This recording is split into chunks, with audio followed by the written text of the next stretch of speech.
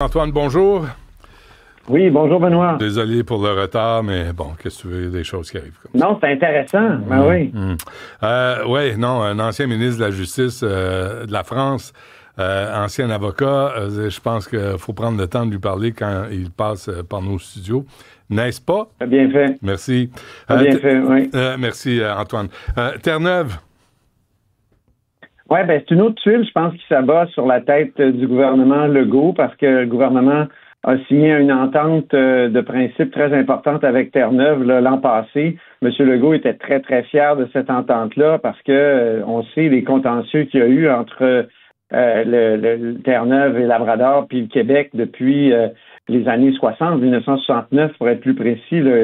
Cette entente qui a fait que, Hydro-Québec prenait tous les risques pour construire la centrale à Churchill Falls, mais en contrepartie, on se permettait d'acheter à très, très, très faible prix l'électricité de cette centrale nucléaire, hydroélectrique, Ouais. très, très importante je pense que c'est un bon pourcentage de la production du Québec. Terre-Neuve nous en voulait à mort. Ils sont allés 7 fois devant les tribunaux. Ils ont échoué 7 fois pour faire casser cette entente-là. Et François Legault s'est dit, 2041, la fin de l'entente, c'est demain matin. Donc, il faut essayer d'avoir une entente. Il a réussi. Et là, comme il arrive souvent en politique canadienne, il y a des élections. Puis, la personne qui se présente contre laisse entendre qu'elle est contre cet accord-là, même si c'est un accord de principe, puis même si, la personne qui a été élue, là, Monsieur Wake, voyons, j'ai un blanc, excuse-moi. Bon, celui qui est le chef du Parti conservateur, il a laissé entendre que, cette entente-là est pas assez bonne pour Terre-Neuve, on va essayer de la renégocier, on va essayer aussi d'avoir un référendum là-dessus. À Québec, je vais te dire, là, je trouve qu'on est dans le déni. Le premier ministre n'arrête pas de dire c'est une bonne entente, c'est une bonne entente. J'ai entendu sa ministre Fréchette tantôt à Mario Dumont, même chose. Peut-être sur le fond que c'est effectivement une bonne entente. Je regarde ça, elle augmente le prix payé par Québec pour l'électricité Churchill Falls. Ouais. Québec va avoir accès à un prix équitable jusqu'en 2075 quand même, mais tu sais, Terre-Neuve et Labrador, là, ils vont pouvoir avoir plus de sous pour ça. Donc, je pense que sur le fond, ils ont peut-être raison, mais tu sais, quand tu regardes les propos de la personne, du chef qui a été élu, du chef conservateur, il arrête pas de dire qu'il faut un référendum puis il faut renégocier. Je m'excuse, mais ça va mal. Je veux juste souligner un précédent, Benoît, puis on en a déjà parlé parce qu'on faisait déjà de la radio ensemble il y a 10 ou 15 ans. En 2009-2010,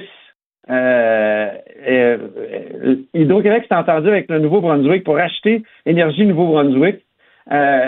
Donc, Hydro-Québec devenait là, le seul distributeur d'énergie là-bas, électrique, et en contrepartie disait, on va les rénover, vos centrales nucléaires pourries, là, comme Pointe-le-Pro. Et je me souviens, il y avait eu comme ça signature d'entente par Jean Charest et sa ministre Nathalie Normando, mais il y avait eu vraiment une levée de bouclier épouvantable et donc ça avait été annulé. Il y avait eu des élections.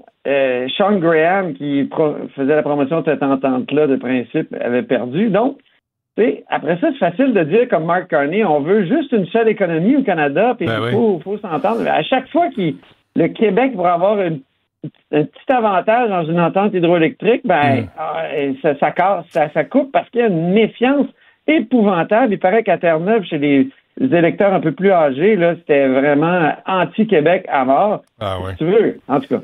Bon, on va annuler nos vacances à Terre-Neuve. Non, mais il me semble qu'il y avait aussi une tentative d'entente avec l'Ontario, avec Doug Ford, puis on a été virés comme des malpropres. Puis c'est François Legault qui voulait vendre de l'hydroélectricité, puis Doug Ford a préféré le nucléaire. Quand c'est arrivé en 2018, là, on avait des surplus importants d'électricité et François Legault est allé rencontrer Doug Ford. Il a proposé ça, effectivement. Et Doug Ford a dit non, on veut rien savoir. T'as raison, c'est 3 provinces limitrophes, là, ça fait 3, là, qui sont comme de façon épidermique contre toute entente avec le Québec. Écoute, il y a un problème, là. qu'est-ce que ça veut dire? C'est-tu un rejet du Québec? On devrait pas être open for business au Canada, là? On est des mal-aimés. Et là, il y a une hypothèse qui circule, c'est que Terre-Neuve pourrait faire en sorte d'attendre qu'Ottawa sorte son gros chéquier pour construire un corridor énergétique. Puis donc, l'entente avec le Québec tomberait. Puis là, on attendrait que Ottawa, au fond, force Québec à accepter l'énergie de Terre-Neuve pour laisser passer cette énergie-là dans le fameux corridor. Je peux pas croire que Michael Sabia est maintenant greffier du conseil privé. C'est lui, comme président d'Hydro-Québec, PDG d'Hydro-Québec, qui a signé l'entente avec Terre-Neuve. Je peux pas croire qu'il va laisser faire ça. Écoute, là, ça créerait vraiment une crise d'unité nationale. Ça, c'est bon, ça. J'ai raison d'ajouter Ontario à ma liste, à mon précédent. Et dans le fond, il y a 2 précédents. Michael Sabia aussi, là, on peut l'appeler à répondre de ses décisions passées, mais présentes aussi. Ça serait intéressant à entendre. Un mot sur Sam Hamad encore?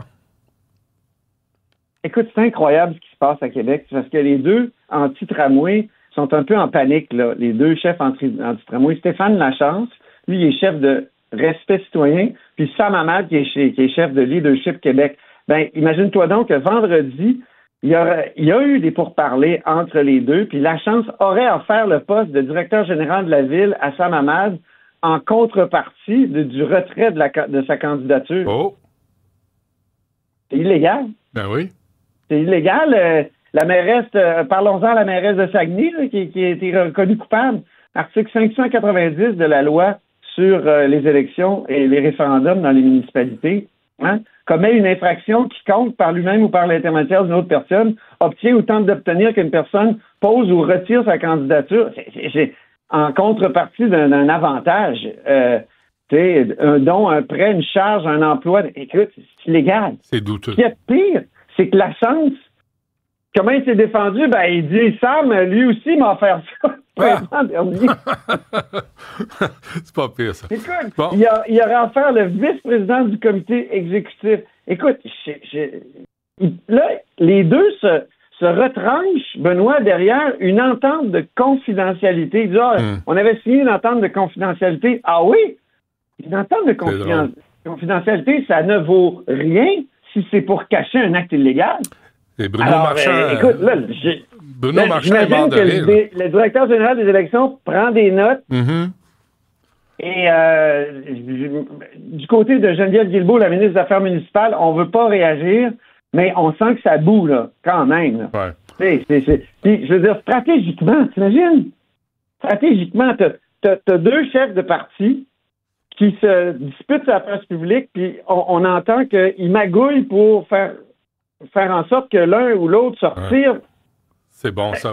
Imagine l'électeur qui dit ça, mais comment ils vont gérer la ville après, eux autres? Ben, c'est bon pour Bruno Marchand. Je pense que ça vient de régler les élections à Québec. On n'en parle plus. Hey, Antoine, il faut qu'on se laisse. On se reparle demain. Merci.